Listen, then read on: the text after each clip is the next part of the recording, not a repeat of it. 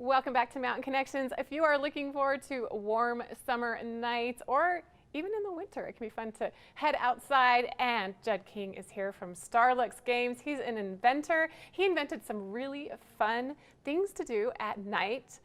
He's going to tell us all about it. Judd, thanks for being here. Oh, thank you so much for having me. It's great to be here.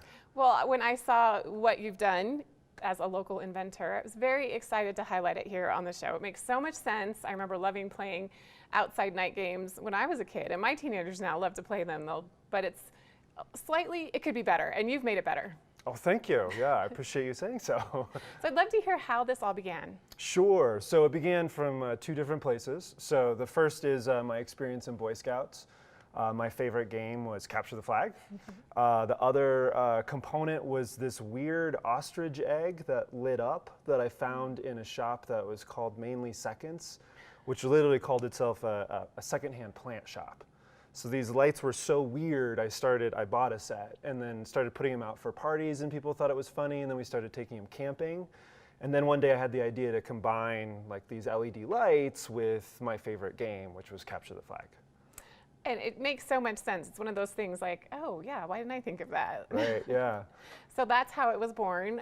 What did you do from that point, from the time you got the idea, how did you really go about creating this company? So starting with the first idea, we basically just kind of hodgepodge together different existing LED light components and ran a playtest session and with a group of Cub Scouts and Boy Scouts, and then decided to try launching the game on Kickstarter. And as part of that, probably one of the highlights of putting together Capture the Flag at least was we got together 3 different Boy Scout troops and had them all come together in this huge field. And I remember just yelling kind of start at one point, and I just looked out across the field and it was like these bouncing lights, and then you realize that all these bouncing lights are like 3 teams that were all charging together. So it's like 100 people all playing this like crazy Capture the Flag game. So that was kind of that was our first playtest session, and once we ran through that, it was like, oh, okay, they had an awesome time, so we got to figure out a way to get this to the market. Yeah, it's really interesting what happens when you have a group of kids and you give them some glow-in-the-dark lights. Oh yeah. Oh, they have a blast. Yeah, there's something about like adding this new technology of LED lights and combining it with classic kind of gameplay. It's just so much more efficient than a flashlight or something really that glows in the dark, or even just a light stick. This is that much better.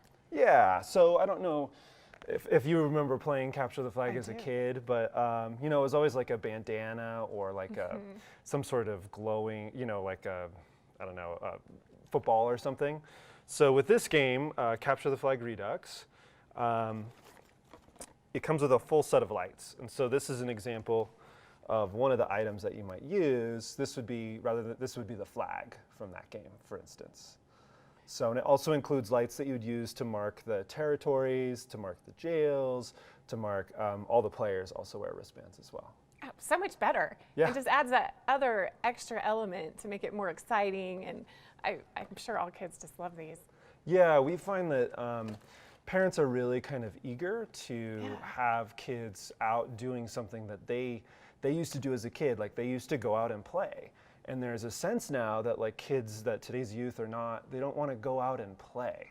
And so really for what we're trying to do is we want to get kids off their phones, actually engaging face to face and doing something really active that they're excited to do.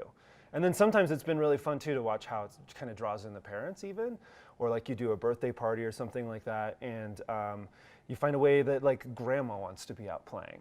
And so like this game and some of our other games have like variations even, so that people that maybe aren't able-bodied can participate. People make their own rules.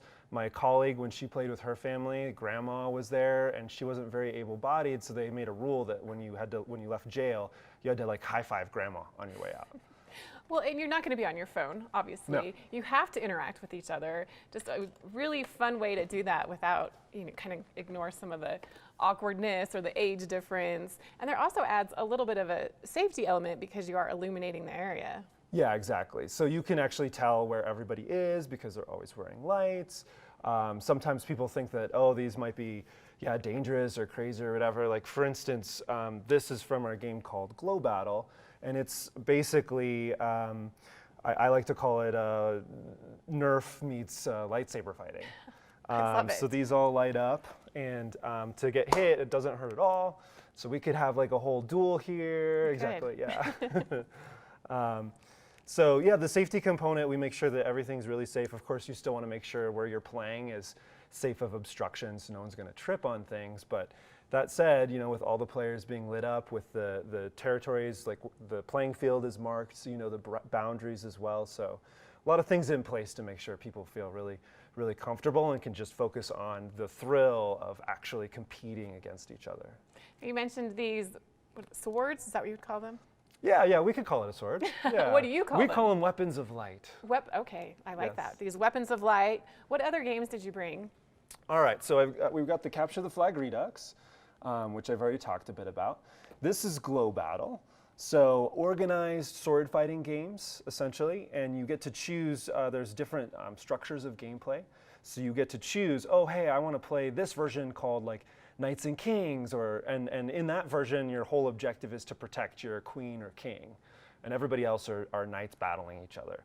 So you get to choose different objectives, and you have wristbands that you use to track how many lives you've lost and when you're out, or that type of thing. So that's Glow Battle, and then our newest game is called Wizards and Werewolves. It's basically an outdoor game for kids who love fantasy. So Harry Potter fans, Dungeon and Dragon fans, that type of thing. A lot of those fantasy activities tend to be more sedentary. So for that kid who's like, they're reading, they're having a great time playing with their friends D&D or something like that, but like, we want you to go do something active. So this game is intended to inspire that.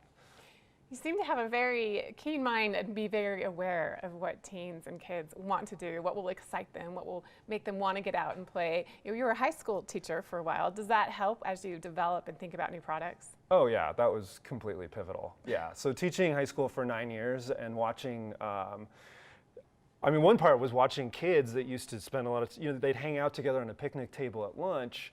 Now you watch a group of kids hang out at a picnic table at lunch, and they are on their phones like this. They're not talking face to face. So that's definitely a big source of inspiration of like, wait, we got to come up with things that get kids to actually look at each other, Mm-hmm. But yeah, my experience teaching, it's like, okay, how much attention span? How can we ignite people's imagination? One like really surprising thing and kind of dumb, stupidly surprising thing was like I kind of, as having played Capture the Flag as a Boy Scout, I was always like, well, this would be a game for boys, right? And then we started playing. It's like, no, not at all. Like these girls just want to be just as active as the boys. So yeah, watching that kind of happen as I like work with different students and realize like, oh wow, no, they're really into this. Or like in this game, when you're tagged, you're supposed to turn off your bracelet, so you go dark and you become a werewolf. And when you do that, you're supposed to howl. And like 9-year-old girls love howling. Who would have thought they would be so excited? Who knew? Yeah, seriously. Where can we find these products and get more information? Yeah, so all the products are available on our website at starluxgames.com. And then also we sell on Amazon as well. Right now, this game, for instance, has over 900 reviews, 4.5-star average.